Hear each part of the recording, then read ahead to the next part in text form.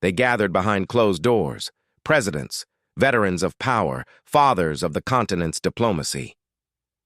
"Step down now, Ibrahim, before you doom us all." Their words echoed through the marble halls of Addis Ababa, but Traoré, eyes cold and unwavering, stood alone. What followed next wasn't rebellion, it wasn't surrender. It was something no one expected, something that would ripple through Africa forever. When is defiance dangerous, and when does it become destiny? The grand marble halls of the African Union headquarters in Addis Ababa stood eerily silent, yet heavy with unspoken tension. Behind closed doors, power converged. 5 men, weathered by decades in office and guardians of what they saw as order, sat in an arc of authority. The president of Nigeria spoke first, voice low but sharp, calling the gathering urgent and unavoidable. From Ghana, a veteran leader tapped his pen impatiently, while Rwanda's president, calculating and cold, leaned forward with precision. Senegal and South Africa completed the circle, each carrying the weight of their nations but united by unease. Ibrahim Traoré had arrived, or rather been summoned. His presence, however, was not honored. They saw him as reckless, dangerous even. "Too young," one muttered. "Too militant," another added. "A destabilizer," said the third, voicing what they all thought but hesitated to say aloud. The doors opened quietly, and Traoré entered without ceremony, dressed simply, posture unwavering. He scanned the room. No greetings, no smiles. He knew what they wanted. The Nigerian president didn't waste time. "You must step down peacefully before this spreads beyond Burkina Faso." His words echoed through the chamber like a final verdict. Traoré listened in silence, face unreadable, letting the weight of their fear settle in the room. Outside, Addis hummed quietly under the afternoon sun, unaware that history trembled just beyond its government walls. The elders believed they were guiding him back into line, but as Traoré's jaw tightened and his eyes burned with quiet resolve, the real question loomed, unspoken. Was this wisdom speaking, or fear desperately clinging to fading power? The doors creaked open again, this time without the usual fanfare or aides carrying folders. Ibrahim Traoré entered alone, save for the stoic figure of Captain Zongo, his loyal security chief, who remained wordless at his side. No entourage, no translators, no sign of deference. The elders shifted uncomfortably in their chairs. Their staffs had tried to block his path, but Traoré had refused protocol. He was not here to play politics. He was here to be heard. Without invitation, he took a seat, his presence slicing through the carefully constructed decorum like a blade. The presidents exchanged uneasy glances. Cameras had been banned for the session, but even without recording devices, the tension was immortal. The accusations began immediately, poured out like old grievances. "You are destabilizing the region," accused Nigeria. "You risk drawing foreign intervention," warned Ghana. Rwanda's leader was more cutting, calling him a boy soldier playing with fire. Traoré remained silent through it all, his fingers lightly tapping the polished table, eyes unwavering. Zongo stood behind him like a shadow. Minutes stretched painfully until the wave of condemnation ebbed. Only then did Traoré speak, voice low but cutting through the room like a judge's gavel. "I serve Burkina Faso," he said, pausing just long enough for his words to sting, "not your comfort." Silence followed. Heavy, suffocating silence. The elders had expected arrogance or pleas, anything but this calm defiance. For a moment, no one knew how to respond. Outside, Addis carried on obliviously, yet inside that room, the temperature dropped. The elders realized they were not dealing with a reckless youth. Traoré had come to battle for ideals, not permission. The meeting dragged on into the night, voices growing sharper, words now edged with threats rather than advice. The elders no longer masked their frustration. Offers became ultimatums. Economic sanctions would be immediate, political isolation certain, military blockades if necessary. They painted a grim future where Burkina Faso would be choked into submission. "Step down," warned the South African president, his voice now hard, "before this becomes something darker." Traoré listened, still and composed, but the cracks behind his stoic exterior were beginning to show. Back in Ouagadougou, his ministers were already in panic. Urgent messages flooded in, each pleading with him to reconsider. Even his closest allies urged caution. "Think of the people, Ibrahim," one advisor said over a scrambled call. "If they cut us off, our markets will collapse. There will be no fuel, no medicine." Outside palace walls, another pressure mounted. Social media had ignited like wildfire across the continent. Hashtags of support clashed with bitter warnings. Youth groups hailed him as a revolutionary, the voice of Africa's new generation. Others questioned his judgment. "Will he betray the revolution?" one trending post asked, the sentiment echoing from Lagos to Dar es Salaam. Traoré retreated to his quarters just before midnight, surrounded by the quiet hum of a city holding its breath. Captain Zongo stood guard at the door as the young leader sat alone, the weight of a nation resting on his shoulders. Midnight came, and with it, his answer. He stood and signed a short, defiant communiqué, rejecting the ultimatum outright. No flowery language, no room for negotiation. Traoré knew the path forward would be brutal, but he also knew the elders had miscalculated one thing. He did not fear isolation. He feared surrender. By dawn, Ouagadougou was already awake, though not with fear but with fury and resolve. News of Traoré's rejection of the elders' ultimatum spread like wildfire. Radios crackled in market stalls, phones lit up in dusty courtyards. Students left classrooms, not in protest of their leader, but in unity with him. The city's arteries filled with people, mothers carrying infants, students draped in the national flag, market workers who paused their daily trades. Their chants rose with the heat of the morning sun. "We are Burkina Faso," echoed through the streets, louder than any government decree. They did not call him reckless. They called him theirs. As images of the mass gathering circulated, the elders sat thousands of miles away, stunned. This was not the Burkina Faso they imagined.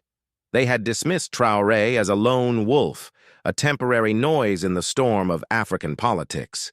Instead, they now faced a rising tide they had not anticipated. People who believed their president represented something more than authority. He was hope in a continent exhausted by compromise. Yet even as chants filled the air and victory seemed within reach, darker murmurs began threading through the noise. ECOWAS, bruised by Traoré's defiance, quietly convened meetings behind closed doors, hinted at something more forceful. Whispers floated through embassies and military circles alike. Intervention, not in words, but in force. Back in the presidential compound, Traoré stood at his window watching the swelling crowds from afar.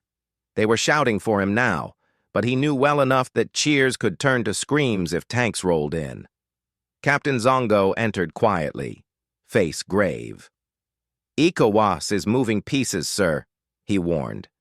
Traoré nodded slowly, his face unreadable. The streets belonged to him for now. But history rarely left victory unchallenged. The air inside the presidential palace thickened as whispers turned into undeniable truths. Trust, once Traoré's greatest weapon, began to fracture. At first, the betrayal was a rumor, unthinkable. But by nightfall, it became clear. A general, long considered loyal, had leaked sensitive intelligence to foreign diplomats. Details of Traoré's defensive plans, troop placements, and the weaknesses of the capital's outer defenses were now in hands that could twist them into a dagger. Word came quietly from Captain Zongo, whose face betrayed none of the chaos churning beneath. "It's real," he said simply. Traore dismissed the room, leaving only his most devoted circle. But even that circle felt smaller, hollowed by paranoia. Names were exchanged in hushed tones. Eyes darted. No one spoke openly of the general, but his absence from morning briefings said enough. The corridors of the palace, once alive with certainty, grew quiet. Outside, rumors spread like wildfire through Ouagadougou, a coup imminent. The people sensed it before the officials confirmed it. Supporters began gathering outside the palace gates as human shields, as if sheer willpower could stop what might come next. Alone in his war room, surrounded by maps and flickering monitors, Traore knew speeches wouldn't save him. He pressed record on a small handheld camera, his voice steady, eyes fierce. "If I fall," he began softly, "let history judge me free." He paused, the weight of the statement settling like dust. "I stood not for power but for Burkina Faso." He ended the recording and handed it silently to Zongo. Outside, gunfire in the distance cracked the night open like a warning shot from fate. The coup wasn't a question anymore. It had already begun, moving in shadows. The night fell unnaturally heavy over Ouagadougou. The streets that had been alive with chants only hours before now stood hushed, tense, as if even the wind dared not whisper. Then, at precisely midnight, the silence shattered. The first tanks emerged from the northern barracks, their treads grinding mercilessly against the cracked asphalt as they pushed towards the presidential palace. The coup had begun. Inside the compound, Ibrahim Traoré stood surrounded by faces far younger than the enemy approaching. They were not career soldiers or seasoned strategists. They were junior officers, volunteers, and street fighters, loyal not to his title, but to his defiance. Captain Zongo, calm despite the thunder inching closer, issued sharp, clipped orders. "No one flees. We hold." The palace gates trembled as shells began slamming into the outer walls. Lights flickered, then vanished completely, plunging the entire capital into darkness. For a few agonizing minutes, it seemed as though chaos would swallow them whole. But something stirred deep among the shadows, resolve. Young fighters held their positions, refusing to abandon the man who had refused to abandon them. Gunfire ripped through the night as the defenders pushed back fiercely. Rooftop snipers, grenade volleys, and hand-to-hand clashes turned the palace grounds into a war zone. What the plotters assumed would be swift and surgical spiraled into a brutal stalemate. By 4 a.m., the rebel tanks halted, caught in a fierce crossfire they hadn't prepared for. An eerie quiet returned just before dawn. When the sun finally broke through the dust and smoke, it revealed the impossible. The coup had failed. Traoré stood atop the battered palace steps, flanked by exhausted but unbroken loyalists. His enemies had underestimated him. More importantly, they had underestimated the will of the people who stood ready to bleed beside him.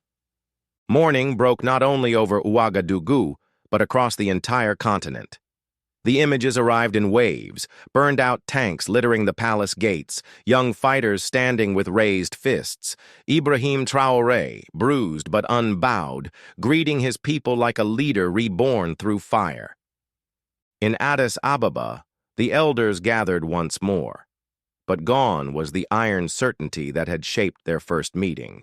The same table, the same hushed hall, but a new atmosphere, marked not by dominance, but by disbelief. No ultimatums were spoken this time, only quiet murmurs filled the space between them. How had this young man, isolated and outgunned, defied both the coup and the collective weight of their will? Their confusion hung heavy, clinging to the gilded walls like smoke from a fading era. Without preamble, Traoré's face appeared on the large monitor mounted before them. The satellite link crackled slightly as he leaned forward, eyes steady, words measured. He did not gloat. He did not beg. Africa belongs to its youth now, he said, his voice carrying across borders and bruised egos alike. Respect is earned, not inherited. For a moment, none of the elders spoke. Not Nigeria, not Ghana, not Rwanda. The usual sharp tongues and rehearsed wisdom fell away, leaving only the weight of Traore's declaration ringing in their ears. They had witnessed coups before. They had survived rebellions and crushed insurrections.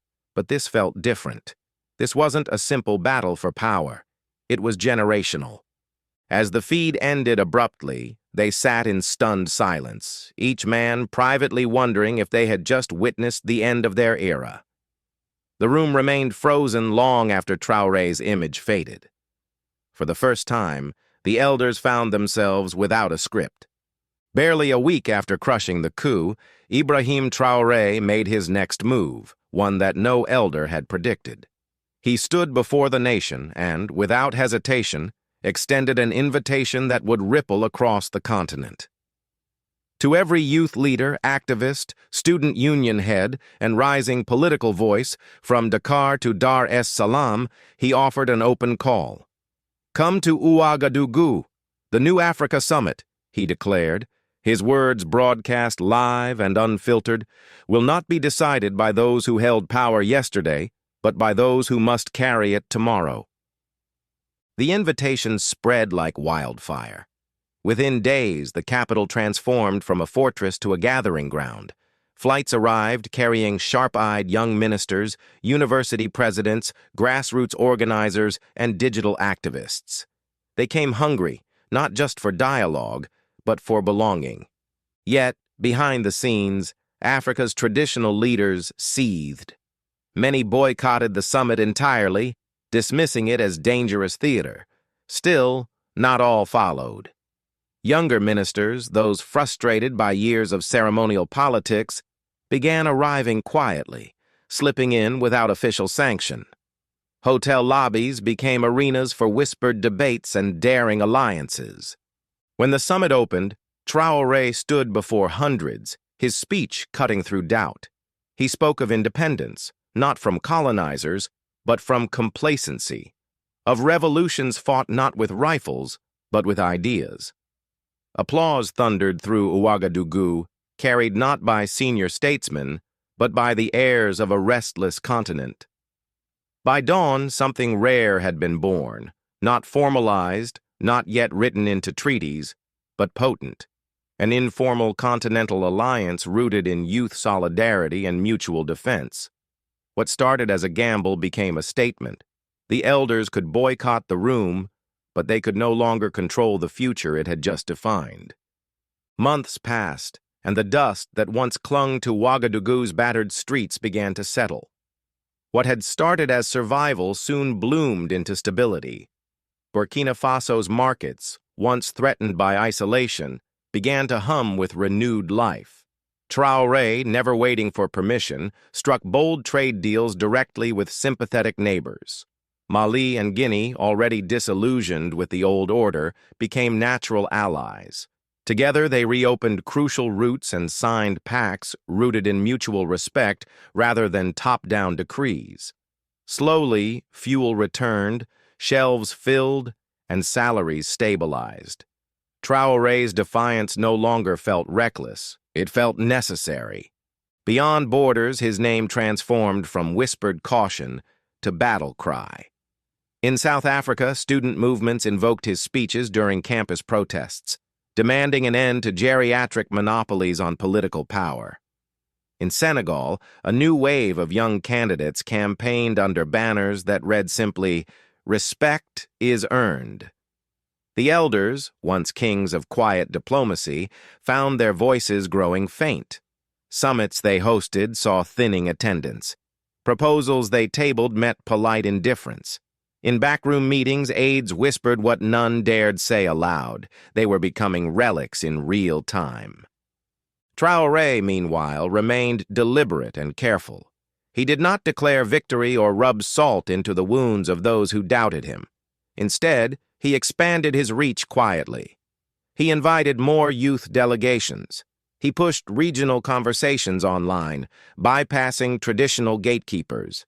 His governance model, heavy on participation and light on hierarchy, began taking root in places no one expected. Burkina Faso became something of a symbol, fragile still, scarred, yet fiercely independent. The revolution had evolved beyond him. It was no longer just about resisting the old, it had become about building the new, and everywhere his name was spoken, so too was the idea that perhaps, at last, Africa's future belonged to its sons and daughters. Seasons turned, but the echoes of Ouagadougou did not fade. Across the continent, sparks ignited in places that had long stood silent. In Niger and Chad, young officers, citing Traoré's defiance, ousted aging rulers. In university halls from Kenya to Zimbabwe, students organized under banners calling for generational change. Some movements were graceful, powered by vision and unity. Others turned volatile, slipping into chaos and vendettas masked as revolution. The elders, once symbols of stability, now watched as the world they built began to fracture under the weight of ambition and impatience. Not all the fires were righteous, not all the voices were wise, yet the pattern was unmistakable. Africa's youth had stopped asking for a seat. They were taking the table.